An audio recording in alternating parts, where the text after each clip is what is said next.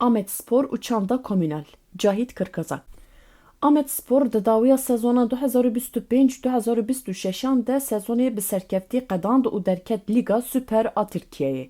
Ev serkeftin bi taybetî di nav Kurdan û dostên Kurdan de bû hinceta şayî û kêfxweşiyeke mezin. Ev şayî û kêfxweşî bi pîrozbayiya şampiyonîya ya dehê Gulanê gihîşt lûtkeya herî jor. Tîma Amedsporê şahî û pîrozbayiyên xwe temam kirin û ji niha de amadekariya sezona pêşiye dike.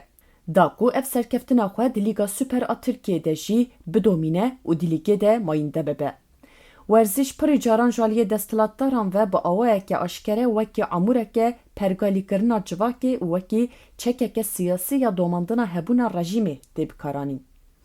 Lê ji aliyê mixalefeta civakî ve jî pirî caran werziş ji bo rêxistinkirina civakê û propagandayê tê bikaranîn. Bi vê wateyê futbol derfetên girîng dide mixalefeta civakî jî ji bo rêxistinkirina civakê. Di Kupaya Cîhanê ya 1978 de ku cuntaya Arjantinê dixwest desthilatdariya xwe bidomîne lê rewş bi carekê ve guherî û stadyum bû qada rêxistinkirina mixalefetê. Li tribûnan alîgiran bang dikir. Seva akabar, seva akabar, la diktatûra milîtar. Dêbiqede diktatûriya leşkerî. Mixalefeta civakî di şoreşa Misrê ya 2011 de bû koma alîgirên El Ahliyê, di çalakiyên geziyên 2013 de bû koma çarşîya alîgirên Beşiktaşê û ji 2015 vir ve jî li Kurdistanê li hemberî înkarkirina nasname çand û zimanê Kurdî bû koma alîgirên Amedsporê. Stadyumên futbolê ve guherîn ciyên ku desthilatî û nijadperestî lê tên redkirin.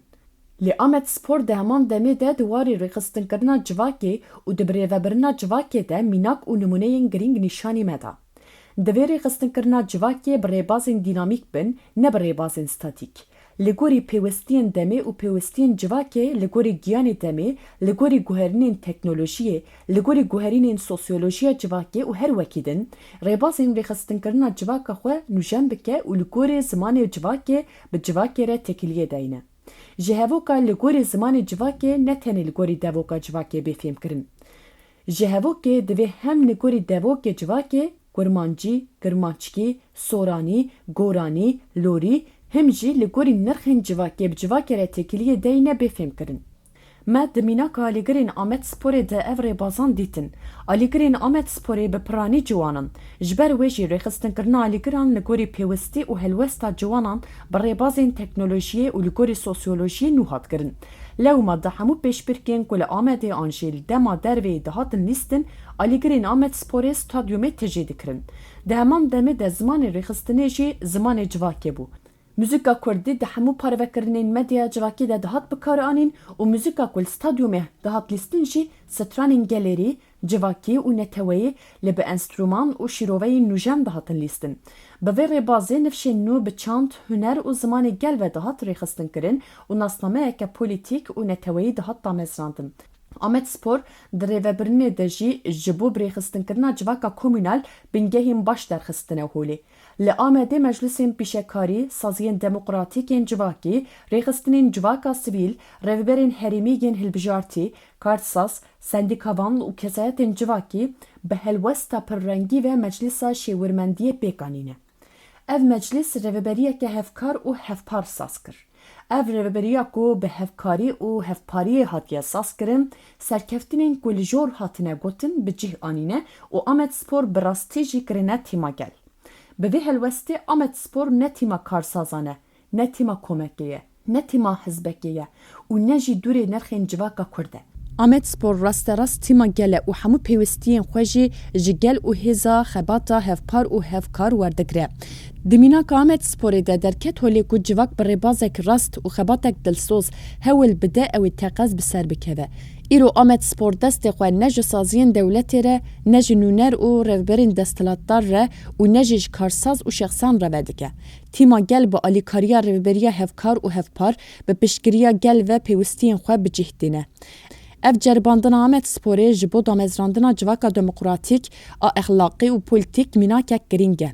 Birêz Öcalan di pêvajoya aştî û civaka demokratîk de bi israr pêşniyar dike ku civak bi rêbaza komünal bê birêxistin kirin.